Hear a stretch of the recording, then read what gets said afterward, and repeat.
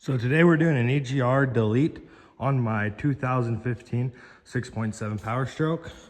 I am going with the Spelabs kit. Show you everything that is inside of it. We have all our proper hoses, hardware, more hoses. This right here is where the real magic is, and all of our block off plates. So the first thing you are going to want to start by doing is spraying every bolt with PP Blaster. Let me pop my hood.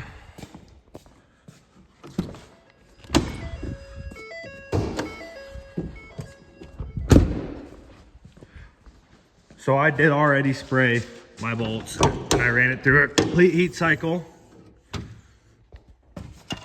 This truck is already tuned and deleted.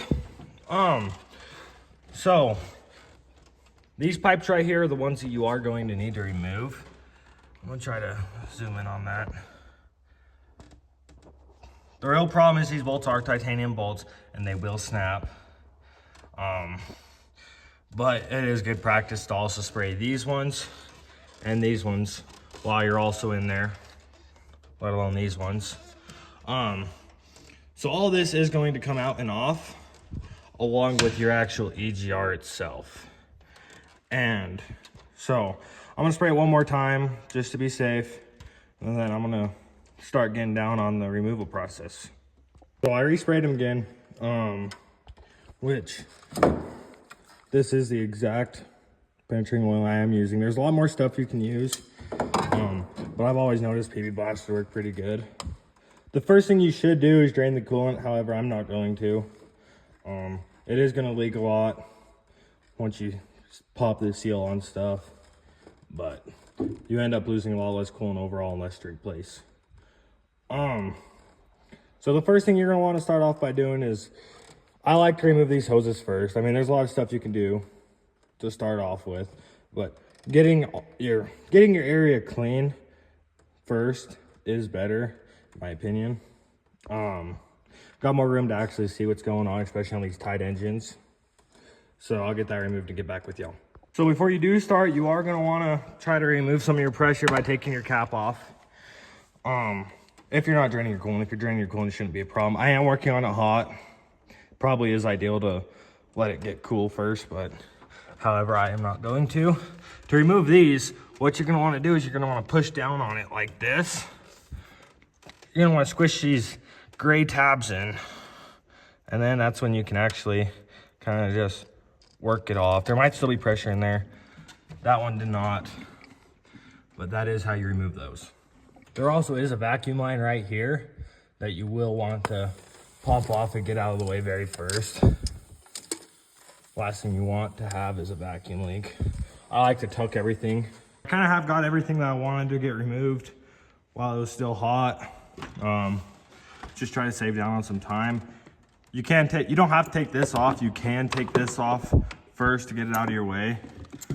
It's kind of hard to tuck into places, but I got both these removed. I got both these smaller quarter-inch coolant line removed. You are going to want to remove this electrical.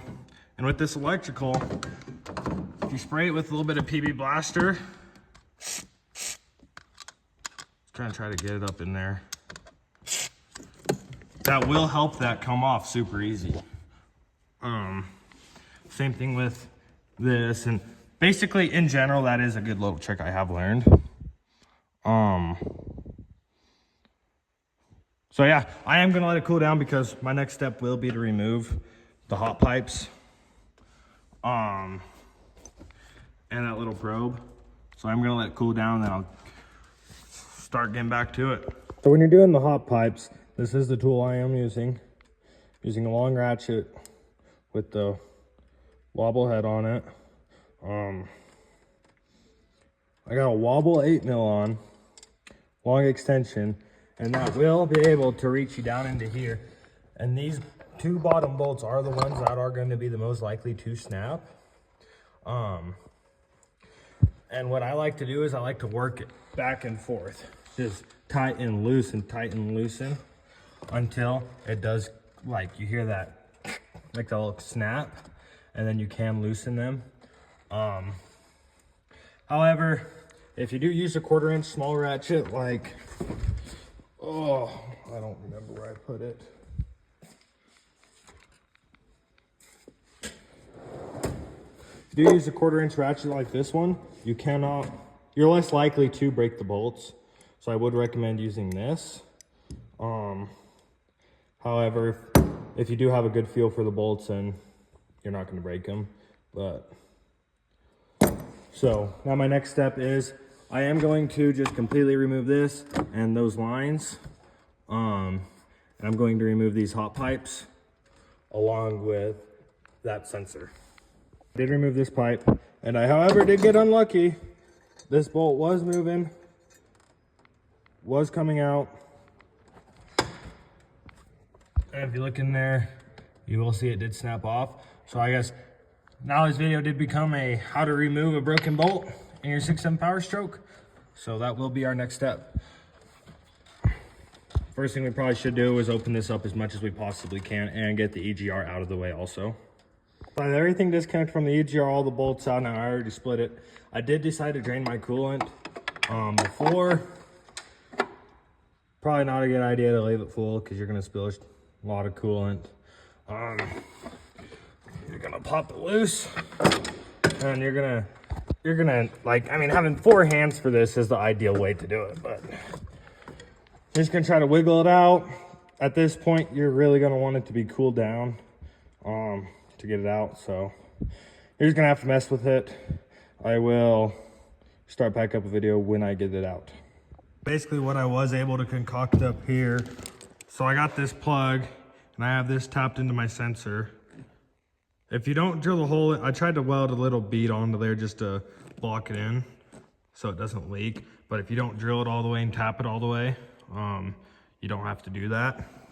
So I just have this plug here for that. Then I got this tap, and this tap is going to be able to tap right into there, in which I will be able to thread that in. So I'm gonna get that tapped down. I'm gonna show you guys.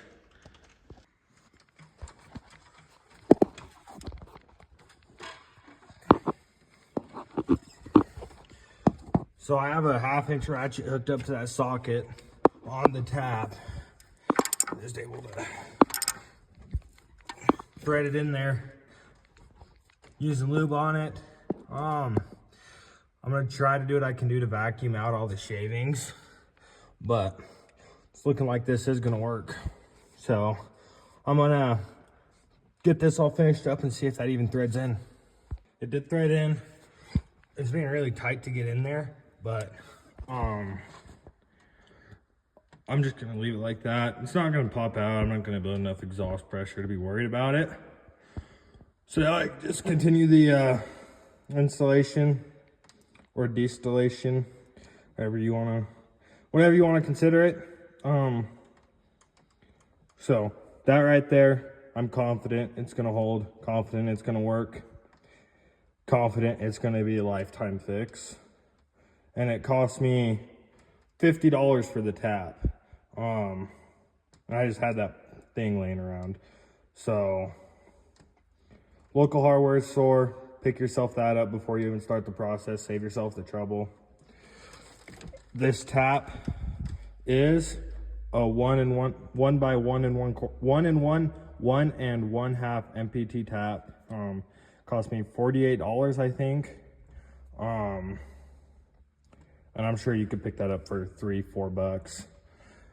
And I don't even think you need to run that sensor if you don't want to. I did, but I think you can get away without using that. So we can finish this up, get out of here. Right here, I'm just installing the gasket. I didn't show installing the gasket. I forgot to take a video on the other piece. All you do is you just walk it around, press it in, press it in. You don't want it splitting off or else you're gonna crush it and it's not gonna work. So you wanna press it in as deeply as you can. And it's just gonna bolt right up on there. Just gonna bolt right up like that. I'm taking off this coolant line right here. And for the life of me, I could not get that line undone from the heater core. So what I did was, I have a hard time seeing this. Where is it? Oh, right there. I just popped out this fender liner. Super easy to put back in, super easy to take off. It's 5.5 millimeter fender bolts, and then 8 millimeter back bolts. But just taking the 2 minutes to take that fender flare off saved me a lot of frustration. So now I can install that other line a lot easier also. I did end up having a coolant leak. The fitting that goes off of this pipe right here, this fitting right here was leaking. What I ended up doing was I got a Dorman part. It was a 3/4 by 3/8 heater something T. Part number for this one, the one that's in there, the correct one, because this one is 5/8 by 3/8. The part number is 47112, which is the correct part number for that. I did reroute that. I liked how that ended up looking a lot more anyways. 3 hose clamps, and that was all that was extra. So anyways, let's talk about this while we're here. Just want to go back over the taps again. A 1 by 1 1/2 NPT tap. And then there's this. I don't know exactly the size it was. It was for the sensor to go in, and this is the hole I drilled the sensor hole with.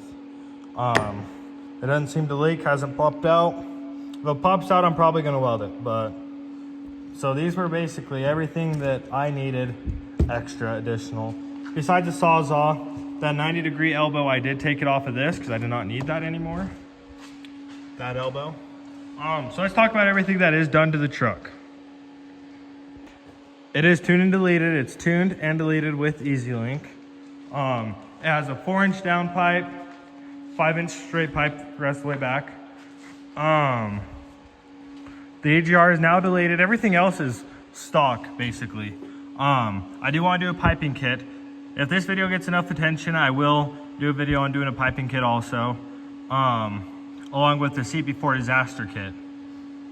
So when it comes time, I will do those, and then I will be getting custom retuning. If I lose a turbo or injectors, I'll do that then.